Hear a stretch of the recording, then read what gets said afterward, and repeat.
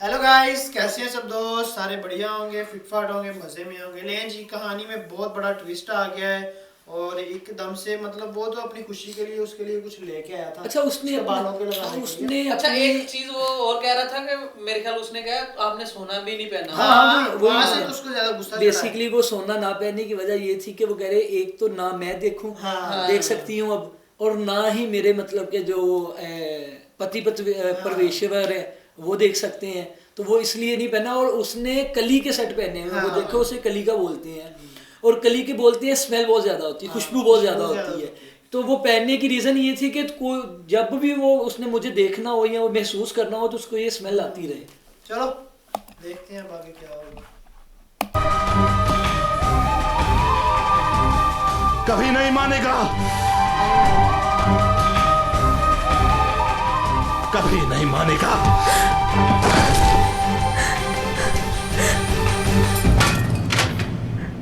वो उसने फेंक दिया।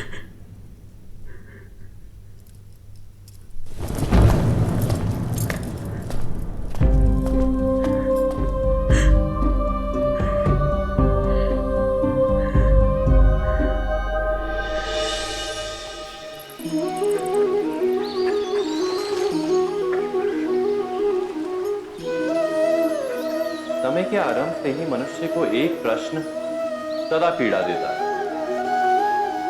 कि वो अपने संबंधों में अधिकतम सुख और कम से कम दुख किस प्रकार प्राप्त कर सकता है। क्या आपके सारे संबंधों ने आपको संपूर्ण संतोष दिया है? विचार कीजिए। हमारा जीवन संबंधों पर आधारित है, हमारी सुरक्षा संबंधों पर आधारित है। इसी कारण हमारे जीवन के सारे सुखों का आधार भी संबंध है। किंतु फिर भी हमें संबंधों में ही अधिकतर दुख क्यों प्राप्त होते हैं? सदा ही संघर्ष भी संबंधों से ही उत्पन्न क्यों हो जाते हैं? कभी विचार किया है? जब कोई व्यक्ति किसी अन्य व्यक्ति के विचार अथवा कार्य को स्वीकार नहीं करता, उसमें परिवर्तन करने का प्रयत्न करता है, तो संघर्ष जन्म लेता है। अर्थात जितना अधिक अस्वीकार उतना ही अधिक संघर्ष, और जितना अधिक स्वीकार उतना ही अधिक सुख। क्या ये वास्तविकता नहीं? यदि मनुष्य स्वयं अपनी अपेक्षाओं पर अंकुश रखे, अपने विचारों को परखे, किसी अन्य व्यक्ति में परिवर्तन करने का प्रयत्न ना कर स्वयं अपने भीतर परिवर्तन करने का प्रयास करें, तो क्या संबंधों में संतोष प्राप्त करना इतना कठिन? अर्थात क्या स्वीकार ही संबंध का वास्तविक अर्थ नहीं? स्वयं विचार कीजिए। सम्राट धृतराष्ट्र। अब ये शब्द सुनने के लिए धृतराष्ट्र भी अधीर हो रहा है। और इस अधीरता का ही भय है मुझे राजमाता। धृतराष्ट्र को सत्ता का भयावह लालच है। वो किंचित अपने अंधत्व को, अपनी इस कमी को सत्ता से पूर्ण करने का स्वप्न देख रहा है। ऐसा किसके साथ नहीं होता भीष्म? इसमें धृतराष्ट्र का कोई दोष नहीं है। माता, मैं धृतराष्ट्र की स्थिति से सहानुभूति रखता हूं, किंतु धृतराष्ट्र हृदय से अपने अंधत्व को स्वीकार नहीं कर पाया है। और जो मनुष्य स्वयं अपनी पीड़ा से बाहर ना आ पाए, वो राजा बनकर प्रजा की पीड़ा को क्या समझ पाएगा? हमारे पास अन्य उपाय भी तो नहीं है भीष्म। धृतराष्ट्र कुरुओं में ज्येष्ठ पुत्र है, ज्येष्ठ। किंतु ये भी तो सोचो कि धृतराष्ट्र नेत्रहीन है। यदि वो राजा ना बन पाया तो वो क्या करेगा? वो महामंत्री या सेनापति तो नहीं बन सकता। उसका तो जीवन व्यर्थ हो जाएगा भीष्म। पांडु सेना नायक बन के राष्ट्र का और उसका रक्षण करेगा। विदुर धर्म ज्ञानी है, वो धृतराष्ट्र का मार्गदर्शन करेगा। धृतराष्ट्र विदुर को महामंत्री पद पर नियुक्त करेगा राजमाता?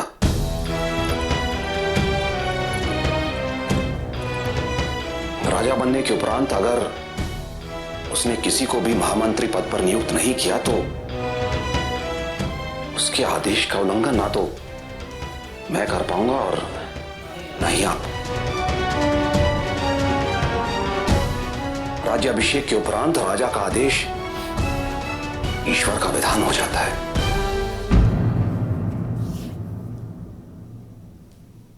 तो राज्य अभिषेक के विधि से पूर्व ही हम पांडु को सेनापति और विदुर को महामंत्री घोषित करेंगे, किंतु हस्तिनापुर को अखंड रखने के लिए धृतराष्ट्र का राज्य अभिषेक अनिवार्य है।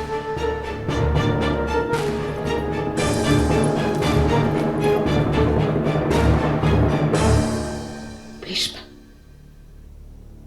धृतराष्ट्र को राजा बनाने का मेरा निर्णय तुम्हें अच्छा ना भी लगे तो भी ये योग्य निर्णय है। मेरी बात मान लो भीष्म।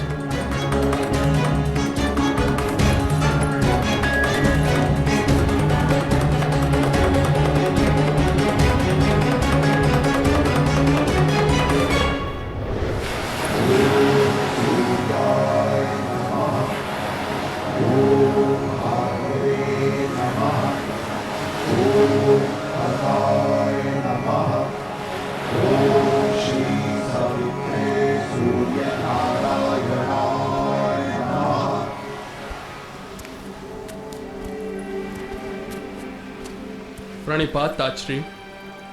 आओ विदुर, महामंत्री पद की शपथ लेने से पूर्व आशीर्वाद लेने आए हो वत्स? अनुमति लेने आया हूं ताजश्री। अनुमति? कैसी अनुमति पुत्र? मुक्ति की। ऐसी शपथ लेने के उत्तरदायित्व से मुक्ति ताजश्री। हस्तिनापुर के राज परिवार ने एक दासी के पुत्र को बहुत प्रेम, बहुत आदर और बहुत विश्वास दिया है ताजश्री। विदुर, तुम सम्राट विचित्रवीर्य के पुत्र हो, जैसे धृतराष्ट्र और पांडु हैं। मेरी दृष्टि ने कभी कोई भेद नहीं किया। फिर भी ताजश्री, वे दोनों रानियों के पुत्र हैं। कभी किसी बात पर कीचड़ उछलेगा तो उसका लांछन मुझे लगेगा ताजश्री, उन्हें नहीं।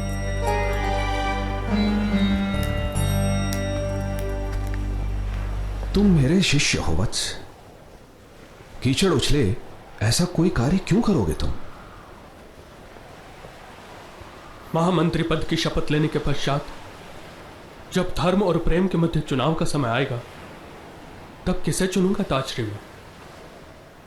धर्म सूर्य है और प्रेम चंद्र है।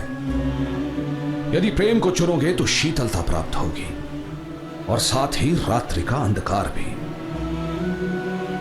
यदि धर्म को चुनोगे तो प्रकाश प्राप्त होगा, तुम्हें भी, परिवार को भी और राष्ट्र की प्रजा को भी।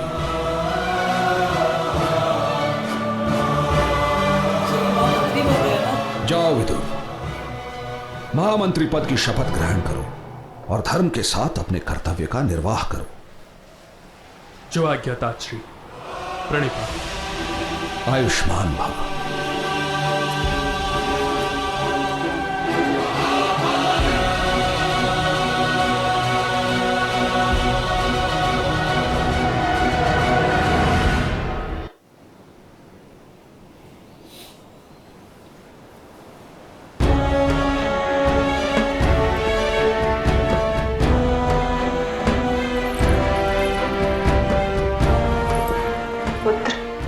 हस्तिनापुर को तुम्हारी तलवार का रक्षण सदैव विजय बनाए। तुम्हारे नाम मात्र से ही शत्रुओं का हृदय कांप उठे। तुम इतिहास में अमर बनो वत्स। हस्तिनापुर में सेनापति का आसन राज सिंहासन की भांति प्रकाशित हो। राज सिंहासन की भांति प्रकाशित होने का अधिकार किसी दूसरे आसन को नहीं। जानती हूँ, फिर भी यही प्रार्थना करती हूँ कि तुम्हारा आसन प्रकाशित हो। मां के लिए संतान की सफलता ही एकमात्र आनंद होता है।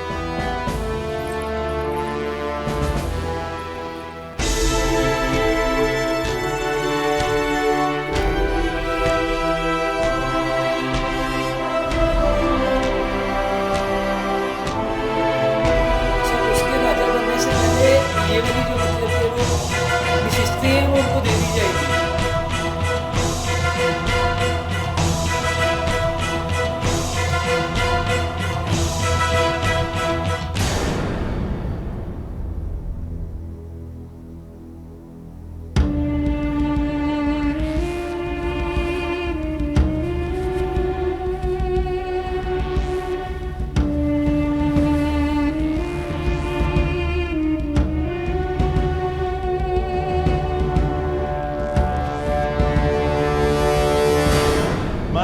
हस्तिन वंश सम्राट शांतनु का पौत्र और सम्राट विचित्रवीर का पुत्र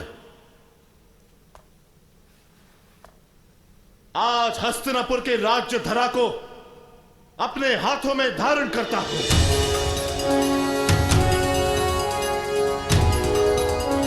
मैं हस्तिनापुर के विस्तार को आर्यव्रत की अंतिम सीमाओं तक पहुंचाऊंगा। कुरुवंश की प्रतिष्ठा आकाश से भी अधिक विशाल बनाऊंगा। हस्तिनापुर की संपत्ति कुबेर से भी स्पर्धा करेगी।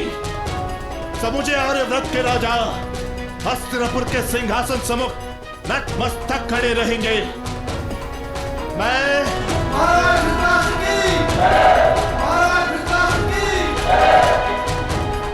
सम्राट धृतराष्ट्र आज ये शपथ लेता हूं कि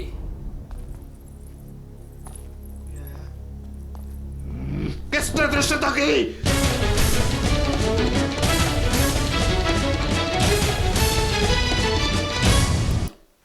उसका भाई और उसकी बीवी।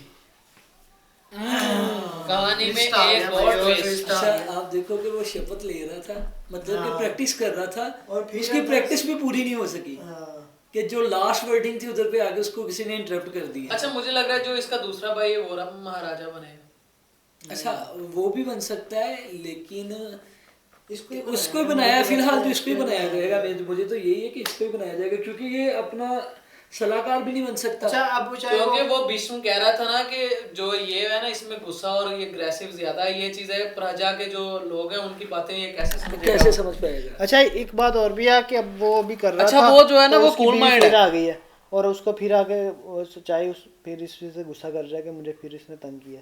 नहीं ये तो बात है, वो कुछ ना कुछ करेगा, उसका भाई है, अब तो ये देखेगा, इसका भी हाँ। एक तो उसका भाई देखेगा ना। हाँ, अब फिर तो उसको अब देखो क्या करते हैं वो, क्या आगे चलता चलो। है। लेकिन इसमें एक बात ये है कि स्टार्ट में हमने जैसे देखा है, उन्होंने वो दिखाया है कि लड़की ने अपनी तरफ से अच्छा करने की कोशिश की, हाँ। ठीक है, और जितना अच्छा करने की कोशिश की उतना उतना ही ही बुरा उल्टा हो हुआ, गया। हाँ। अच्छा मोस्टली इंसान की रियल लाइफ में भी ऐसा होता ऐसा ही है, मतलब कि आप अंधे को अंधा बोलोगे ना तो वो गुस्सा गुस्सा करेगा, करेगा। आप लंगड़े को लंगड़ा बोलोगे ना तो वो गुस्सा करेगा। जाहिर सी बात है। अगर आप उस पे हमदर्दी जताओगे ना, मतलब कि यार ये देख नहीं सकता, आपको यार कैसी बात है, उससे इस चीज का भी बुरा मनाएगा। ऐसे होता है ना, ऐसे और वो इन चीजों को ज्यादा ऑब्जर्व भी करते हैं, और वो राजा होने के बावजूद डेफिनेटली उसने ये चीजों को ऑब्जर्व किया है, और इसीलिए उसने इतना हाइपर या इतना वो हुआ, एग्रेसिव हुआ। चलो अब देखते हैं नेक्स्ट एपिसोड में क्या होगा। तो गाइज मिलते हैं आपसे नेक्स्ट एपिसोड में। चैनल को सब्सक्राइब कर दें।